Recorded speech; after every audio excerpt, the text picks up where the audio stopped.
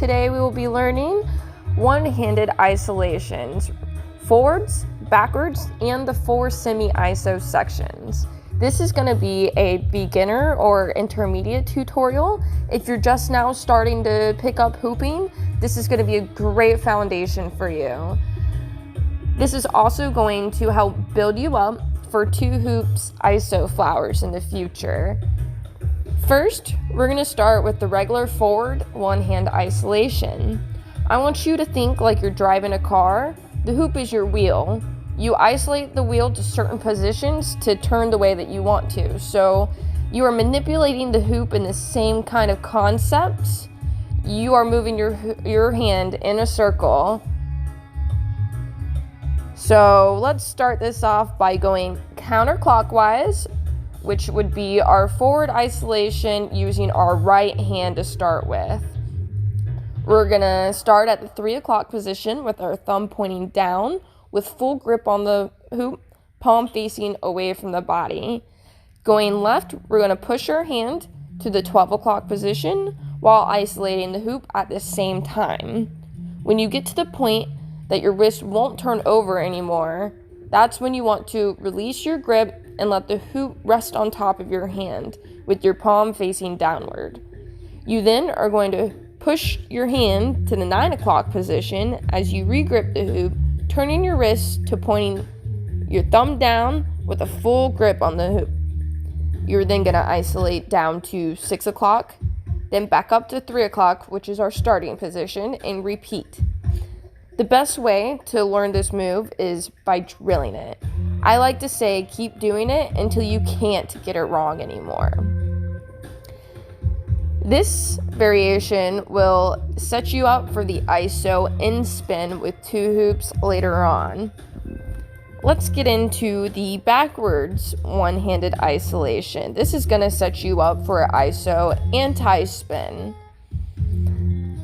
I'm still going to use my right hand. We are only changing the direction in which we are isolating the hoop.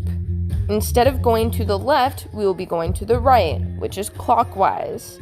Starting at the 9 o'clock position with our thumb pointing up, a full grip on the hoop, let go of the hoop and push your hand to the 12 o'clock position as it rests on the back of your hand with your palm facing downward and your thumb pointing to the left.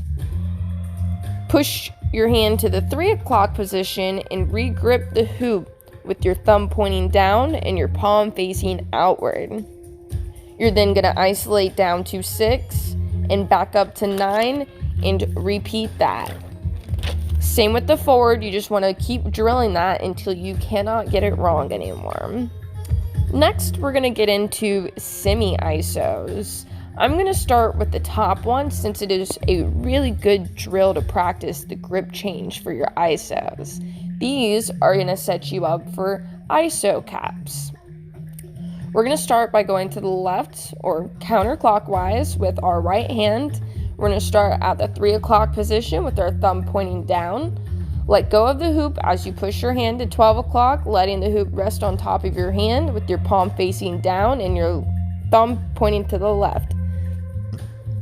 Continue to isolate to 9 o'clock, regripping the hoop with the full palm, thumb pointing up. Isolate back to 12 o'clock, going clockwise or to the right, and then back to 3 using the same regrip technique as before. This is a continuous rocking back and forth. With iso caps, it's going to be a really fast motion, so really get used to the muscle memory on that one. That's going to really help you in the long run when we start adding 2 hoops to this. Now for the easier parts. These variations don't involve any grip changes. You have full grip on the hoop at all times. So let's start with the bottom semi-iso. You could start this from 9 or 3. For the purpose of this video, we're going to start at 9 o'clock with our thumb pointing up with our right hand. We're isolating counterclockwise down to 6 o'clock and up to 3, flipping our wrist to thumb pointing downward. Now we're going to reverse it, go back down to 6 and up to 9. You're going to repeat this back and forth. It's a continuous rocking movement, just like the last one, just at the bottom part of the ISO, on the bottom part of the circle instead of the top. Next, we're going to get to the right side. Starting from the 6 o'clock position with our right hand, thumb pointing left, push the hoop counterclockwise up to 3, thumb pointing down, and then as far up to 12 without letting go until your wrist cannot turn anymore. You're going to isolate clockwise back down to 3, then to 6, and repeat back and forth. The left side, starting from 6 o'clock with our right hand, thumb pointing left, push the hoop clockwise up to 9 o'clock, thumb pointing up to 12 o'clock, to the thumb pointing right, isolate back down to 9 counterclockwise, down to 6, and repeat. Don't forget everything that we learned with the right hand. You should go ahead and switch it to the complete opposite and go ahead and try it with your left hand. If you learn everything with both hands, it'll set you up even further for doubles or quads in the future. Go ahead and try this with your left hand and let me know if you need any tips or tricks to help you with that one. These isolation variations are the core foundation of Two Hoops ISO flowers. Once you've mastered these, look for my ISO flower variations tutorial that I will be releasing sometime mid to the end of September 2020. Keep an eye out for that, and don't forget to subscribe to my Patreon for more tutorials.